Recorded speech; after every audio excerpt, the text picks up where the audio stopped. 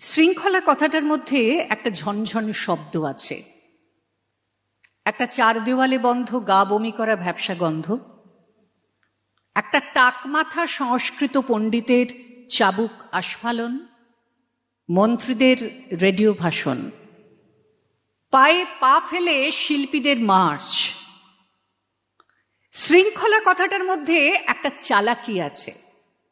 কথাটা সমান জমিতে দাঁড়িয়ে বলা যায় না, উঁচু প্ল্যাটফর্মে উঠতে হয়। বিশৃঙ্খলা কথাটা কিন্তু শৃঙ্খলার ঠিক বিপরীত নয়, শৃঙ্খল থেকে পুরোপুরি মুক্ত নয়, ওর মধ্যেও শৃঙ্খলের একটা ঝনঝন আছে, তবে সেটা বাজে বেতালায়। ওর মধ্যে একটা ইচ্ছাকৃত অনিচ্ছা আছে, আগাছার বেপরোয়া গন্ধ। ওটা যদি স্বতঃস্ফূর্ত হতো, ওর মধ্যে অরণ্যের সম্ভাবনা ছিল। আমার মায়ের হাতের সাজানো সেই ছোট্ট বাংলোটার মধ্যে কিন্তু শৃঙ্খলা বিশৃঙ্খলা দুটোর একটাও ছিল না।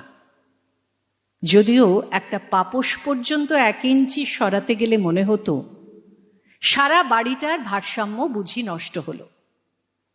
বাড়িটার মজা কিন্তু এই ছিল যে পা টিপে টিপে চলার কথা কখনো মনে হতো না।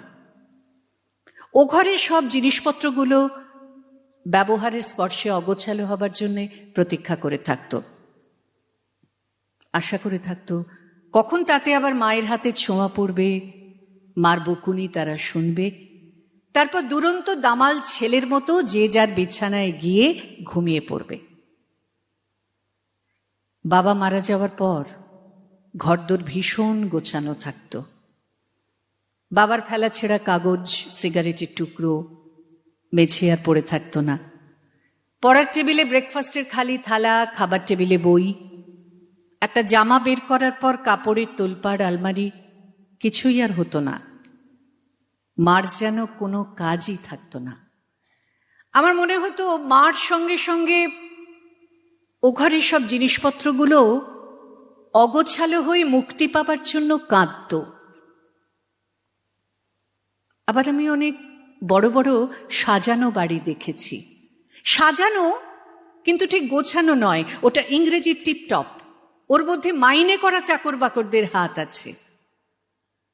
গোছানোর মধ্যে যে ভালোবাসা আছে, শৃঙ্খলার মধ্যে সেটা নেই। অগোছালোর মধ্যে যে প্রত্যাশা আছে, বিশৃঙ্খলার মধ্যে সেটা নেই।